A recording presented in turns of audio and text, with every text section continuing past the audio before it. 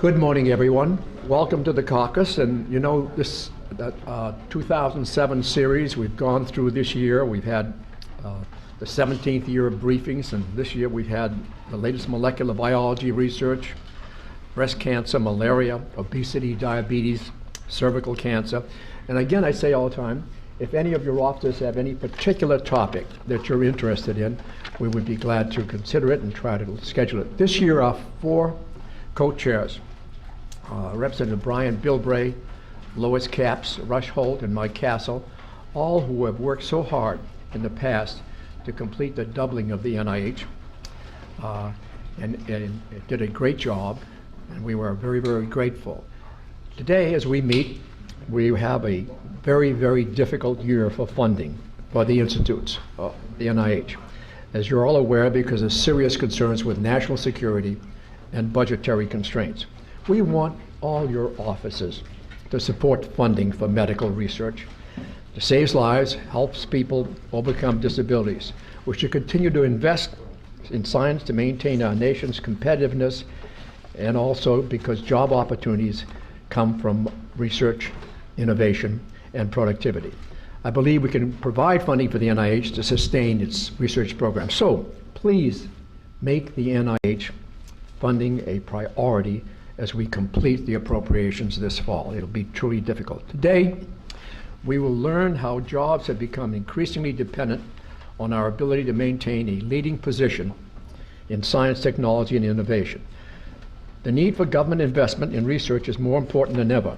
And so we're privileged, really privileged today to have with us today a world-renowned executive, Norman Augustine, who graduated from Princeton University, came from Colorado originally, and has been the CEO of major corporations including Martin Marietta and Lockheed Martin.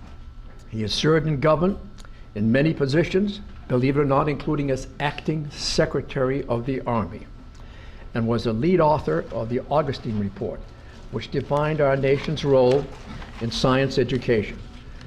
He has received numerous awards nationally for public service, and remarkably, not only has traveled to 100 countries, but has also stood on both the North and South Pole. And I'm also glad to see here today Congressman Vern Eilers and Congressman Bart Gordon. And we're delighted to see you, gentlemen. If you'd like to make some remarks at this time, we're pleased to have you make them right now. I think people would rather eat. Vern, if you'd like to make remarks, and you too, Bart, if you'd like to make any more remarks. You know, I think the introducing Norman Augustine to this group is like introducing your cousin at a first, at a family reunion. All right. You're better off listening to him. I will just say this: I want to thank him for letting me plagiarize the Rising Above the Gathering Storm with his acquiescence, and I'm pleased that the president has signed that, and it's just absolutely right out of his work. And thank you and the committee and the National Academies. Vern? Amen. I just have to say, when I first came here, I started working on this. It took 12 years from the time I planted the seeds until everything came together, especially Norm Augustine and his report. That was the best thing I got. So. The gentleman, distinguished gentleman from Colorado, Norman Augustine.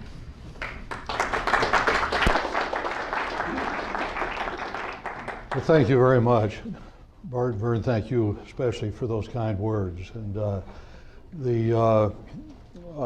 you were introducing me so generously, it reminded me of my first day on the faculty at Princeton after having spent my whole career up till then in government and in industry. And I was asked to give the welcoming lecture to the incoming freshman engineers. The dean was introducing me, and I wasn't paying much attention to what he said. I was flipping through my notes. All of a sudden I heard him say, and now we will hear from Professor Augustine. And this is true. For just an instant, the thought went through my mind, geez, what a coincidence. They've got some guy here by the same name as me. So, but I'm doubly pleased really to have the chance to speak with you today. First of all, because the topic is one that I care a great deal about. It's a topic I think is important to America's future. And the second reason that I'm so pleased to be here is that you are in a position to do something about the subject. The topic, as you know, is the National Academies report, which is now known as the Gathering Storm Report after the first line in its title.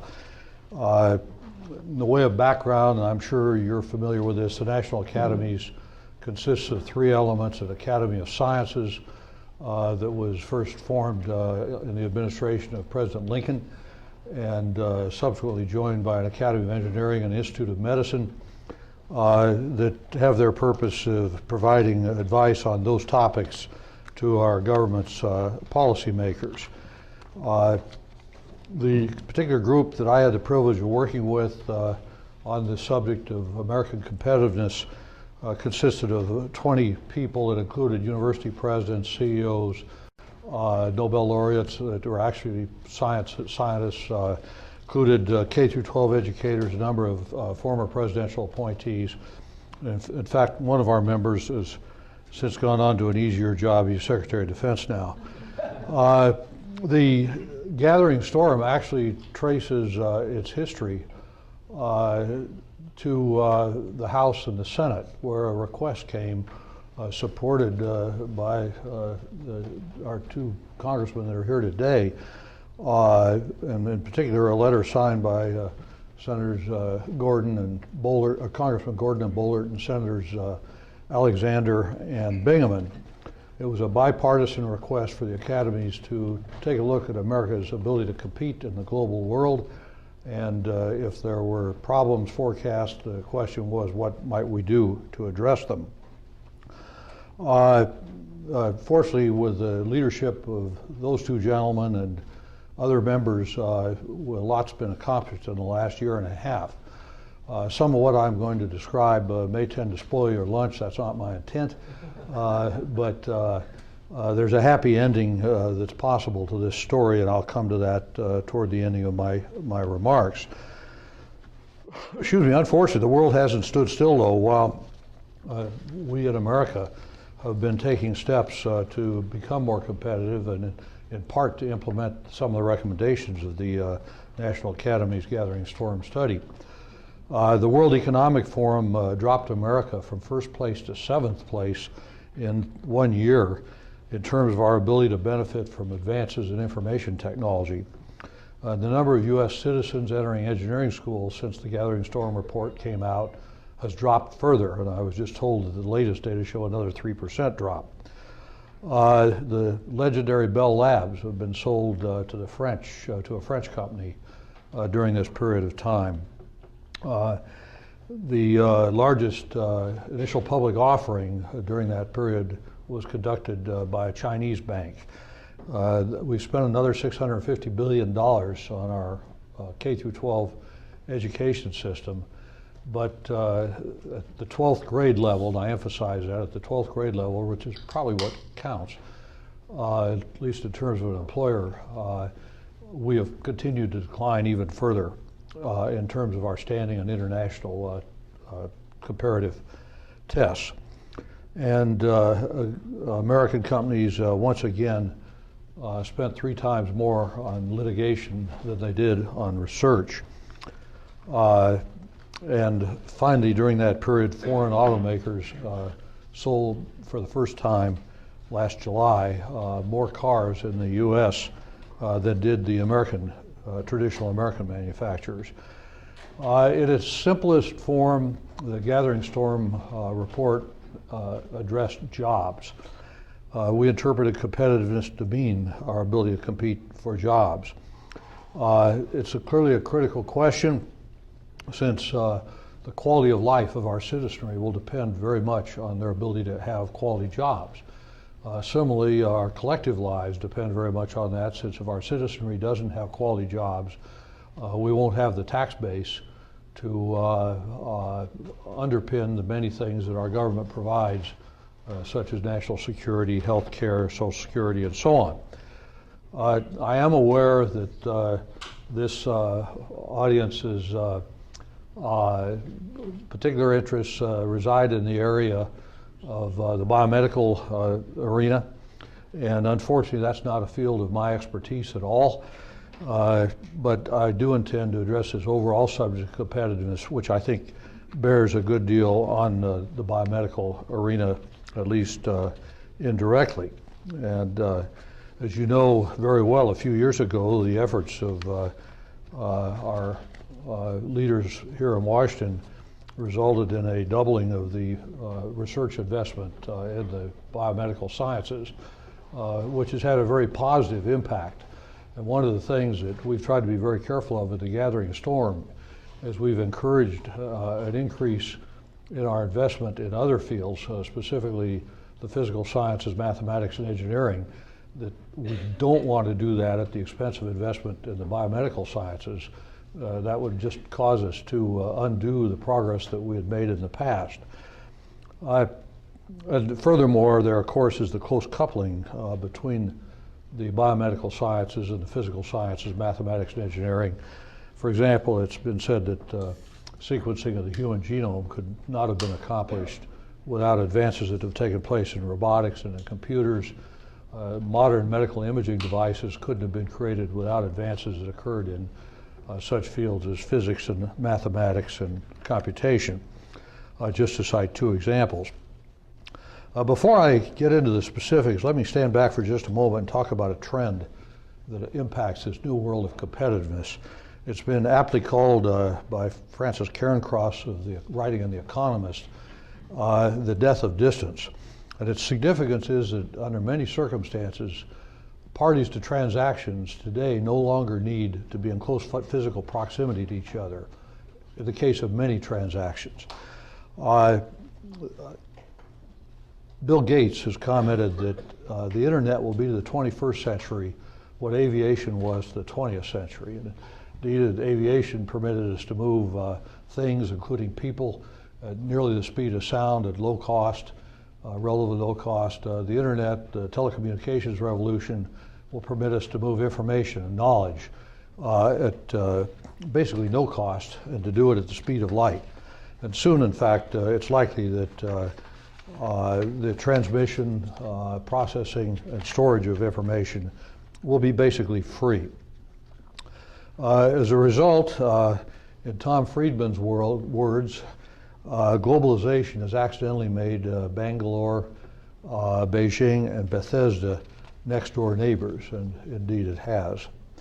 We've all seen a lot of real-world examples of that. If you take, for example, pick up your phone to call an information desk to get help with your computer, you call to get a reservation at the local country club. If they lose your suitcase and you call the help desk on the telephone, chances are you'll speak with somebody in El Salvador or Jamaica or Bangalore, not likely to be someone here in the United States. In fact, in India today, they're conducting courses teaching young people to speak with a Midwestern accent so that they can be more effective in their jobs in call centers. Just about a mile from here, there's an office building where when you go into their lobby, the receptionist appears on a flat screen display on the wall. A very pleasant woman who helps you get your appointment set up, to where you're supposed to go, control security and so on. But she's not actually in that building. She is in Pakistan, where she lives. So there are many such examples. A couple others that intrigue me that relate to your particular interests. As you know, the CAT scans of a patient in a number of U.S. hospitals are now read by physicians in Australia and India and the likes. And in 2001, this is my ultimate example, in 2001, a patient in Strasbourg, France, had his gallbladder removed by a surgeon who was in New York City at the time, conducted the procedure using a robot. I must say, as an engineer, I sure hope there was a backup surgeon in the room. But foremost, though, I think the consequences of this death of distance is the fact that Americans, particularly our young people, are going to have to compete for jobs, not just with their neighbors, the communities they live in. They're going to have to compete for jobs with people around the world. And initially, people, when you'd say that, they thought of assembly work. This has gone way beyond assembly work. It's writing software, it's back office work in corporations, and it's moved into the professional fields of medicine, accounting, banking, engineering, and so on. Clyde Prestowitz, the author, pointed out that 3 billion new would-be capitalists have entered the job market, the world job market, since the decline of traditional communism. And if every single job in America were exported to China, China would still have a surplus of labor. The fact is, of course, that not every job in America has an individual in China that's qualified to fill it. On the other hand, I've traveled a lot in China, going all the way back to 1977. I can attest, and those of you who also traveled there could probably attest, that the people are better and better educated, clearly highly motivated, and certainly willing to work for a fraction of what the U.S. is workers accustomed to receiving. So what's the impact of the death of distance? Just a few examples. I could cite many. One is that 60% of the patents that are filed at the U.S. Patent Office in the field of information technology now originate in Asia. Or in the year 2000, the number of foreign students studying the physical sciences and engineering in U.S. graduate schools for the first time surpassed the number of U.S. students in U.S. schools in those fields. 177 companies around the world were recently polled because those 177 companies were planning to build new research laboratories. 77% of those research laboratories will be built in either China or in India. And there are now 12 energy companies in the world that have more reserves than does ExxonMobil, the largest U.S. firm. An important question that we were asked as we did our work, or as we thought about, is it a good thing that other nations are prospering? And the answer to that is clearly yes. In a world where half the population lives on an income of $2 a day, a more prosperous world will be a safer world, a more humane world, and economically a more promising world. Well, how's America doing in this global competition? I'll cite just a few examples that we collected. The U.S. share of leading-edge semiconductors in manufacturing dropped from 36% to 11% in the past 7 years. 3 years ago, U.S. chemical companies closed 70 plants. 2 years ago, they closed 40 plants. During that period of time, 120 new plants were started, each of which has a value of over $1 billion, cost of over $1 billion. And of those 120 new plants, 50 will be built in China, 1 in the United States. The big 3 automakers have now announced the closing of 26 plants in the U.S. Over the next several years, while Japanese companies have said they will open 4 new plants in the U.S. Once mighty Ford and General Motors now have junk bond ratings. Chrysler, as far as I could tell from the financial data, the German firm essentially paid someone to take them away. The LA Times has reported that 16 years ago, they set out to conduct an accelerated enhancement of the downtown area that would include some new skyscrapers. During those years, they built 2 high-rise buildings. During the last 10 years in Shanghai, they built nearly 5,000.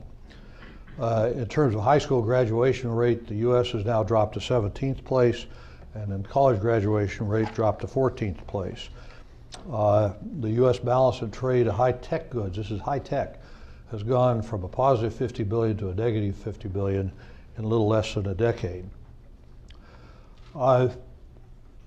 The creation of new jobs in this country appears to be increasingly dependent upon our prowess in the fields of science and engineering. This provides the basic research, of course, provides the new knowledge, the new ideas that let engineers create new products, that let entrepreneurs take those products to market, create jobs. Taken together, the race really is about innovation, and fortunately, that's an area in which we have always excelled. There are 8 different studies that we found that have been conducted in recent years of the impact of public investments in science and technology in the U.S. They show that those investments have produced societal returns between 20 and 67%, depending upon the area of investment. Other studies have shown that 50 to 85% of the growth in the U.S.'s GDP during the last half century can be attributed to scientific and engineering advances. And the Federal Reserve has said that 2/3 of the increase in U.S. labor productivity is attributable to the federal government's investment in research. Unfortunately, many of our citizens tend to take our capability in science and technology for granted. Dan Golden, when he was head of NASA, told me a story about being at a town meeting where one of the individuals in the audience was criticizing NASA for the amount of money they were spending on Earth satellites. This individual concluded his remarks by saying, why do we need meteorological satellites? We have the Weather Channel. Unfortunately, that's a somewhat widely held view. As a business person, there are a number of things that when I've sat in boardrooms, I've seen companies look at when they tried to decide where to build a new factory, build a new research facility, or even place their headquarters. Let me touch on just a few of those. Certainly one is the cost of labor. And as we all know, that's a major disadvantage for America. One can hire 9 assembly workers in Mexico for the cost of 1 here. I've not long ago visited a plant in Vietnam where they hired 20 assembly workers for the cost of 1 here. But it goes beyond that. If one is interested in, for example, engineers, you can hire 8 mechanical engineers in India for the cost of 1 here. You can hire 5 chemists in China for the cost of 1 here. And many of these are outstanding chemists and scientists, or mathematicians, engineers. Many have degrees from the India Institute of Technology or from MIT or whatever. They're very capable individuals. Those disparities in labor costs will probably diminish over time, but it seems unlikely that we can afford to just wait for that to happen. The quality of workforce is another particularly important driver that one considers in locating facilities and creating jobs. Alan Greenspan has said that if you don't solve the kindergarten through 12th grade education problem, nothing else is going to matter all that much. Indeed, you've all seen the studies and the standardized tests that are given in various countries, or given in many countries. The U.S. is invariably at or very near to the bottom in performance. We do fair at 4th grade, poorly at 8th grade, and terribly by 12th grade. Sadly, it seems that the longer students stay in our schools, the worse they do.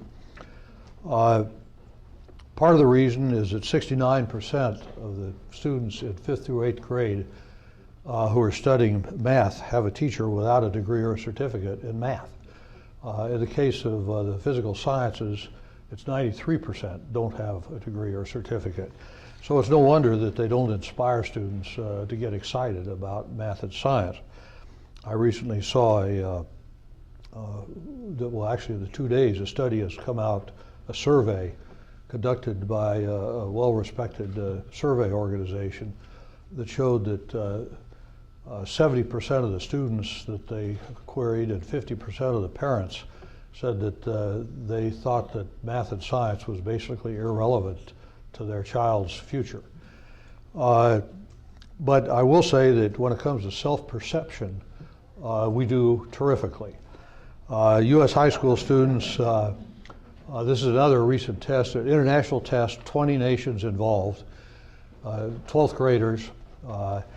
The students were asked how good they were at math. And the U.S. students finished first in thinking that they were really good at math. We finished third in agreeing that we were really doing well in science. The problem is that we finished 18th and 17th in the 2 respective examinations. There are, of course, a lot of reasons why. The main one that the Academies points to, or the main 2, one is parental interest and the other is the quality of the teachers that our students have, particularly in math and science. many reasons why 56% of the teachers leave the profession after their first 4 years. You would be familiar with most of those reasons. One of them, of course, has to do with compensation. And I think it speaks to the priority we assign to quality teachers. When one looks at the results of a recent U.S. News and World Report study that points out that a teacher in the U.S. has to work 43 hours to earn $1,000.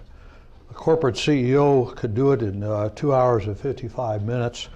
Kobe Bryant takes 5 minutes and 30 seconds, and Howard Stern takes 24 seconds. With those priorities, we probably are getting what we deserve. There's the issue of the supply of scientists and engineers in America. The number of engineering doctorates awarded by U.S. universities to U.S. citizens dropped 34% in the last decade. Similarly, in engineering and the physical sciences, the number of undergraduate degrees has dropped by 20% over the last 2 decades and continues to drop. This is in a period of burgeoning science and technology. Richard Smalley, the Nobel laureate, has said that by 2010, 90% of all the engineers and scientists will be with PhDs will be living in Asia. And today, as we meet here, China is graduating more English-speaking engineers than is the U.S. Those are just some of the issues that we dealt with.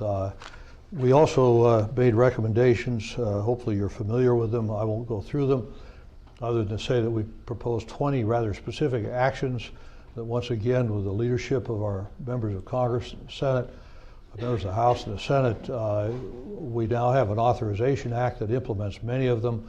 What we now need is an Appropriations Act, and then we need to do it over every year for about the next 20 years.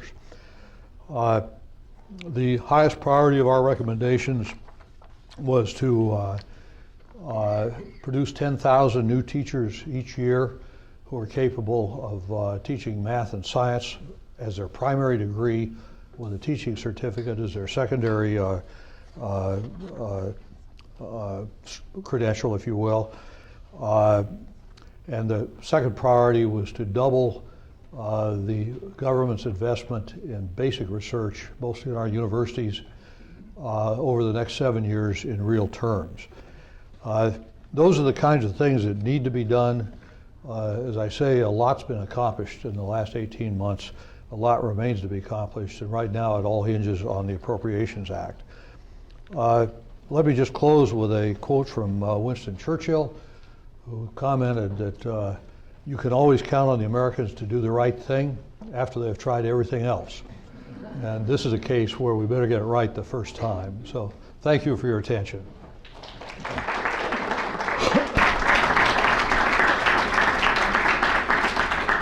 Thank you very much, Mr. Augustine. Before we begin taking questions, I'd like to point out that Congressman Rush Holt is here. He's one of the co-chairs of the caucus. Rush, would you like to make a few remarks? Very briefly, not to take Norm's time. It's good to see you here, Norm. I would like to point out a couple of things. Studies come and go, mostly go, here in Washington. And the Augustine Report, the Rising Above the Gathering Storm, has had remarkable staying power and is having an effect more than any other report I can think of in many years. Why? Because they have kept at it. They actually, for a while, set up an office here in Washington to keep working on it, or to use other language, lobbying on it. The fact that Norm Augustine is here today, 2 years roughly after the report came out, I don't remember the date, shows that he is still at it, as is Craig Barrett, as are other authors of this report. That is a key point, because what we need is sustainability. As we celebrate, I suppose, as we recognize the 50th anniversary of the launch of Sputnik. Actually, maybe we should celebrate it for what it did for us. But actually, it did some damage to us, because it gave us a surge in science and math education that lasted a decade or so did indeed produce, through the National Defense Education Act, a generation of scientists and engineers the likes of which the world had never seen, just as promised, but it wasn't sustained. And part of the reason it wasn't sustained is because it wasn't approached as a universal problem. We were to produce a generation of scientists and engineers, the likes of which the world had never seen. And we did that. We did not produce a society that understood science and engineering in a way that no one ever had. So we have 80% of the population estranged from science.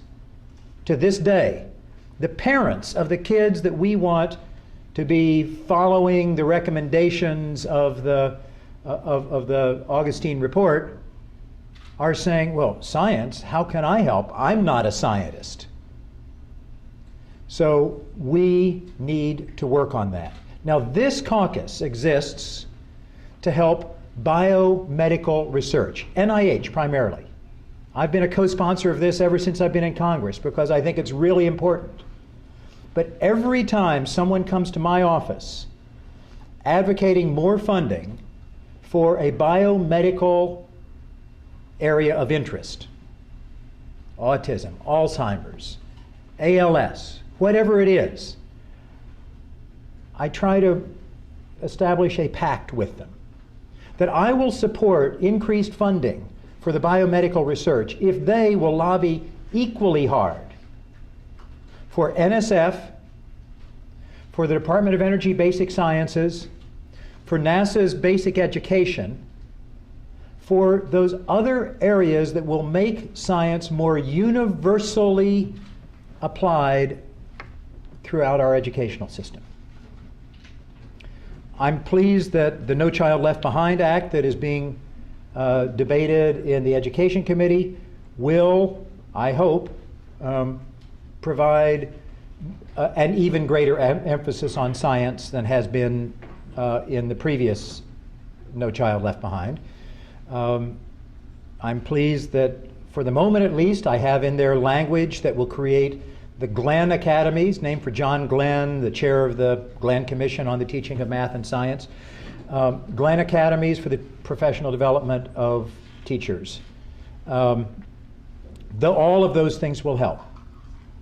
But it will only work if we recognize that our science education efforts, which are at the heart of everything we're talking about here, are to be sustained, just as the Augustine Commission has been sustaining their effort here, and universal for all students every year.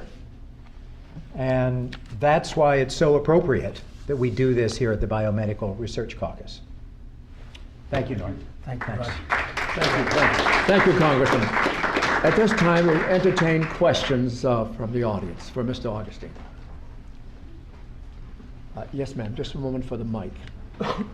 While you're getting the mic, let me just footnote that one of the other things that I think has contributed to the progress that's been made is that this has been truly a bipartisan effort. It's the greatest example I'm aware of in recent times of trying to work together to do something that's important for America and its kids. And that was reflected the Authorization Act on the bill that just went through, passed 397 to 22, passed the Senate. That was the House, of course. The Senate was by unanimous consent, with the earlier vote having been 88 to 8. So I think that is another reason why things have gone well. Yes. I'm Julia Clark of the National Science Foundation, and I want to follow up on the comment that Congressman Holt made in terms of making science universal. Because as you were talking about shortages and the workforce issue, there's a large number of untapped people, underrepresented African American, Native American, Hispanic, and then women who are not receiving, adequate education in science. But in addition to that, in terms of, do you have any suggestions on what one can do in K-12 education? I know science, the quality of teacher quality is one of the key, but even in courses where the students are taking AP courses, the data show that they do not perform any better than those students who are not taking AP courses. So in terms of education in K-12, do you have any suggestions in making education, the parents feel more competitive for these type of jobs we were talking about earlier? It really was our conclusion that the key is to get teachers that understand the topics that they're teaching, which is kind of fundamental. But one of the problems is that the children don't see any relevance of what they're learning in math and science to their lives. And if you could have teachers who could make things relevant, I think that's one of the keys. Also, I think it should be able to make teaching interesting. If we provided enough money, and it's not a lot, to conduct experiments in the classrooms in physics and chemistry, not just the routine stuff, but some of the more exciting things that one can do, that makes a difference. We've also learned that, as you're well aware, that there's a pivotal point in 8th grade that if you don't take algebra, you give up the option to be a mathematician or a scientist or a lot of other things. And a lot of kids don't get much advice in 8th grade that they ought to take algebra. We know that, but we've also learned that in 4th grade there's a very key turning point, because that's where most of the children get turned off by math and science. It's particularly true of girls. Their fathers tell them girls don't do math. It's a great disservice. And your initial comments were so appropriate. I think of a story, George Heilmeyer, who ran ARPA, wrote me an email a while back in which he said that he'd just come back from Russia. And he said, I always like to go to Russia and watch the movies, because in Russia, the engineer always gets the girl. And, but George, without realizing it, was making two important points. There's the obvious point, but there's the other point, that in Russia, or in the US, the engineer usually isn't a girl. And that's the problem, half the problem. 20% of the bachelor's degrees in this country go to women in engineering, 17% of the PhDs, an even lesser fraction of the minority community is represented in those fields. And if we're going to compete with India and China and other nations like that, Indonesia, Malaysia, you go down the list, we can't do it if we're going to forego the talent represented by the women and minority communities. It's just a handicap we can't overcome. Yes, sir, just wait for the mic, please.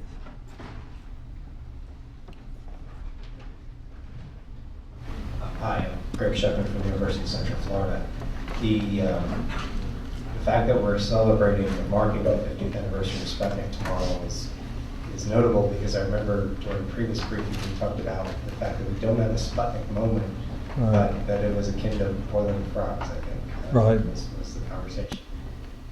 The fact that we don't have the Sputnik moment, but people still believe that we have the best creative minds here in the country, and that you couldn't export the R&D, you can export manufacturing, you can export all these other things, but you can't export research because they don't have that creative spark that we have in the United States. Do you still believe that? Do you still see that? Greg, you really raised, I think, two important points. One is that in this country, I would assert that our engineering and science community could barely function without the foreign-born talent that's come to America and stayed here. Over a third of our Nobel laureates are foreign-born. 2/3 of our PhDs in engineering are foreign-born. I quote a lot of statistics like that. We really are heavily dependent upon foreign talent coming to this country. They used to come here and study here and stay here. Increasingly, they come here and study here and going home, which is a problem we need to deal with, and that hopefully you could deal with. Part of the issue is visa policy, although much improved in the last 5 years, still requires attention. Also, there are just more opportunities in other countries today than there are here. Now, I got so wrapped up in that, I forgot the other thrust of your question. Help me, Greg. The boiling frogs. Yeah, the boiling frog issue I raised in the past. We've had a Pearl Harbor, a 9/11, or a Sputnik 50 years ago. There's a real parallel, I think, to the situation with Sputnik that we face today. And Sputnik woke us up. But today, I don't see a wake up. If you wait a few years, it's a chance the Chinese might give us a real wake up. Put a man on a asteroid or something like that. That would wake us up. But we can't afford to wait for that kind of thing, or put a man or a woman, I should say, on an asteroid, but we can't afford to wait for that. That's one of the real hazards we have. We're going to have to do this on our own. Yes,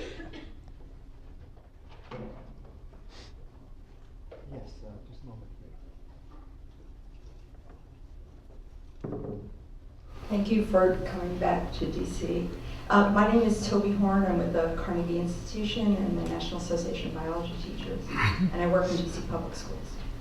And it's wonderful that the school system has adopted books and supplies, but most school systems that really need to make change don't have plumbing, don't have class size that's safe.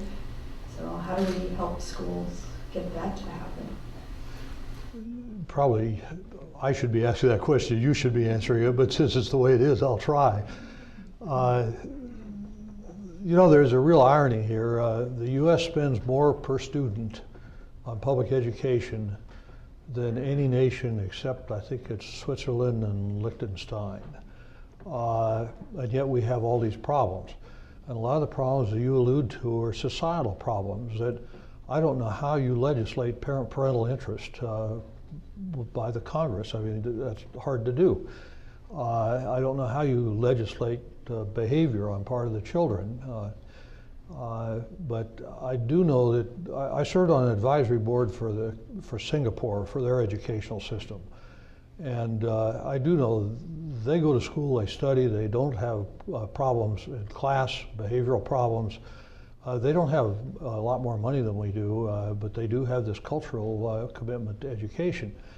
And they also realize that they don't have the innovation and the freedom and the Imagineering that we've put into our schools. But they're working on that. They realize it. They're working on it. We were talking before dinner while we were having or before lunch while we were having our sandwiches that somehow our nation has lost something here, and I'm not sure what you all do about it or what I do about it. When I was a youth, I was the first of my family to go to college. I was the second to get to go to high school. And yet my parents and their whole generation, they damn well knew how important education it was, and there was no danger I was going to miss that point. And that, you know, that when you go home, you do your homework first, and then you go play baseball. But somehow that whole generation that didn't have a great deal of opportunity, they understood. And many of the immigrant groups in this country, particularly from Asia, understand that. But as a whole, we've kind of lost the idea that education is really important to the quality of your life, and particularly in math and science, which unfortunately is hard, but it's exciting. And when I see young people who say to me that, you know, science is dull, I point out to them that in my life, I played a tiny role, and I really do mean a tiny role, in putting 12 of my friends on the moon. How exciting could life be if I'd done nothing else in my entire life than that? That's exciting stuff. And so when kids tell me it's boring, I can't relate to that. I didn't answer your question. I'll look forward to your answer.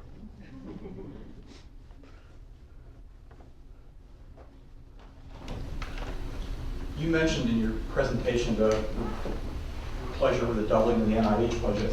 Certainly the news for the NIH-funded researchers post-doubling has been anything but dismal.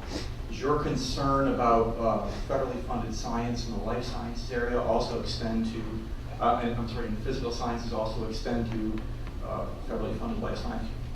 Yeah, well, you know, I really don't distinguish, you know, investments in science as a whole. I think all the evidence is that they pay great benefits, particularly in creating jobs.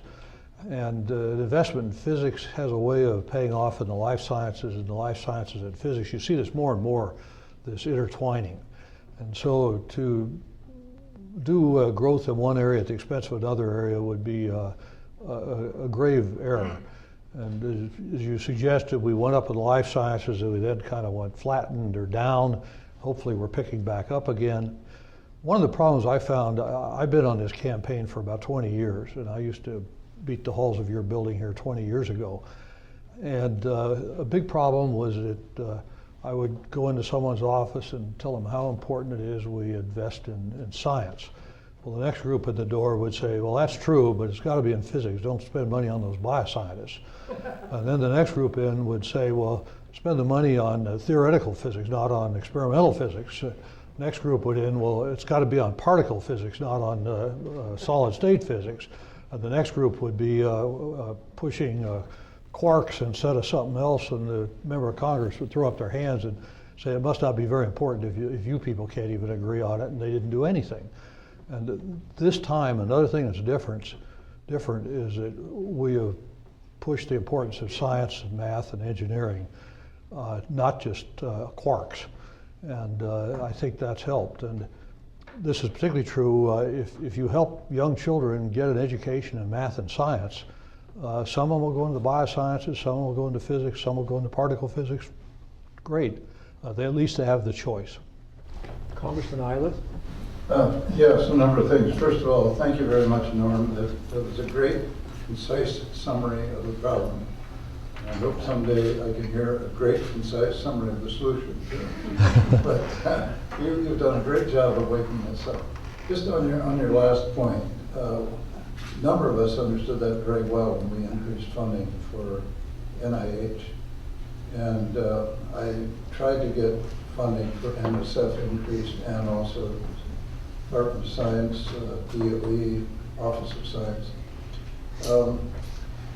Newt Gingrich has said many times in public that his greatest error when he was Speaker was failing to increase NSF at the same time and the same pace as NIH. And yet, in spite of all our efforts, your efforts, my efforts, it has been like pulling teeth to get the slightest increase in NSF in the physical sciences. Harold Varmus, when he was running NIH, said, if you guys don't start putting more money into the physical sciences, I'm going to have to take it out of my NIH budget and do it. You're absolutely right. They're totally intertwined. And in fact, you mentioned earlier the genome, human genome project. Most of the good early work was done at Lawrence Berkeley Laboratory, which is entirely a physical science laboratory. So that demonstrates it, but it's so hard to get that concept across. In terms of life sciences or of NIH funding being cut, as they say, it's not really so much being cut, but you can't sustain the type of curve we have. And I tried to warn all my life science friends ahead of time, just remember when it hits the peak, it's going to be flat for a while. And none of them believe that, none of them live that way. But we simply, given the present political climate, no one's going to keep increasing anything indefinitely. You have a beautiful catalog there of difficulties, and I really don't know how our nation's going to address it. But I refuse to become a gray-haired, doddering old man who claims the world is falling apart. I think there are solutions, but we just have to be as creative about that as we are about science and engineering itself. Thank you very much. Well, you said it very well, as you always do. And I think if we just did the 20 things that are in the Gathering Storm report, it would make a difference. I really do. And we were very careful. We chose to promote doubling in 7 years rather than 5, having watched the NIH experience. And we too have tried to emphasize, you're enough of a mathematician to know that doubling things, you get big numbers very quickly with 100% growth rates. So I think we would just do those things. And there are people who say, oh, we can't afford to do that, it costs too much money. My argument to that is that we can afford it. We can't afford not to spend that. And that it's a matter of priorities. What is our priorities as a nation? We spent $7 billion last year gambling on the Super Bowl. We spent $13 billion last year on pornography. We spent $32 billion last year on movies and DVDs. Surely we can afford to spend $9 billion, growing to $19 billion a year, to ensure that our kids and grandkids have jobs. So that's my emotional appeal to probably end up with. Yes, please. No, not. Hello, I'm Ken Steiner, Einstein Fellow at the Department of Energy, Office of Science, and also a mathematics teacher from Oregon. Terrific. And I have often thought that, and also prior aerospace worker, I have actually thought that if we installed sub-duty, much like we do jury duty, it would certainly change the paradigm in the country. Great point. I hadn't heard that thought, but it's certainly true. And what grade were you teaching when you were teaching? 7th and 8th grade middle school. 7th and 8th. And yeah, absolutely. You're one of my heroines. And I'm sorry you left the aerospace industry, but I'm different from you. I'm an unemployed aerospace worker at this point. Yes, sir. Yes, sir. Yes, hi, thank you. Leigh Hearon with the American Sociological Association here in D.C. I wonder if you might say a word or two, Dr. Augustine, about the role of behavioral and social sciences in addressing these issues. Just one of the flaws, I think, not only among scientists, but even members of on the Hill, is that somehow human behavior is not part of the natural world, when in fact it is. And behavioral scientists, for example, look at things like, are there truly any differences between men and women in math and science? Social scientists, including sociologists, look at issues of cultural determinants of how much the nation invests in science and R&D and so forth. What affects the kinds of questions that scientists ask to begin with. So these disciplines have a lot to say about the progress of science and maintaining our sort of position in the world. I wonder if the report addresses any of those sciences in terms of what they can contribute to maintaining our position. Thank you for that question. The report briefly touches on the topic, but does not do justice to it.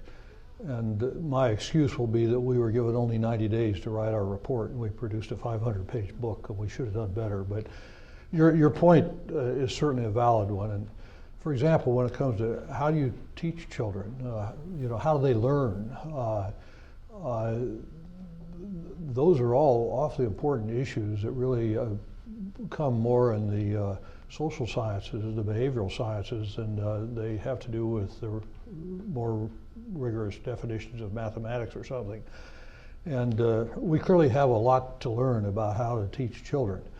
One of the great disappointments to me has been, I thought with computers we would have a whole revolution in learning, and the results I've seen show that computers don't help kids learn an awful lot, and they help them do other things, but so I think there are a lot of these issues that deserve attention, and that's one that this whole question of parental involvement and life at home, we just didn't deal with. For one reason, we were told, tell us what the Congress can legislate that'll make a difference, and we concluded very quickly that the Congress isn't going to legislate parental behavior. Yes, please. I'm Mary Gant with the National Institute of Environmental Health Sciences at NIH. I'm also the mother of 2 children that I hoped would be scientists, and I'm batting 50-50. What does your report recommend in terms of the science community mentoring young people? I think my daughter would have continued in science. She was an Intel finalist and wonderfully gifted and had wonderful mentors at the Naval Research Lab, at the Naval Observatory here in Washington. Her freshman year in college, it was all over. And I think it was a lack of nurturing for young people, not just young women, and scientists, and I think the scientific community has been really negligent in that. Well, I think you're absolutely right. I've seen surveys recently where they ask adults to name one living scientist, and hardly any Americans can name one living scientist. And one of the things that we have found is that mentoring makes a huge difference, particularly with young women, that if there's somebody that will get in and set an example and help, we have found that does cause people to sustain the interest that one needs. The engineering and science community has not done as well at that, as you say, as it might. There are scattered efforts around the country, some pretty good, some not so good. But it is something that could be done that wouldn't cost much money. And it would be very rewarding for the mentor as well as the mentee if we did more of that. I think it's a great point. Well, thank you very, very much. Thank you. Thank you. My pleasure.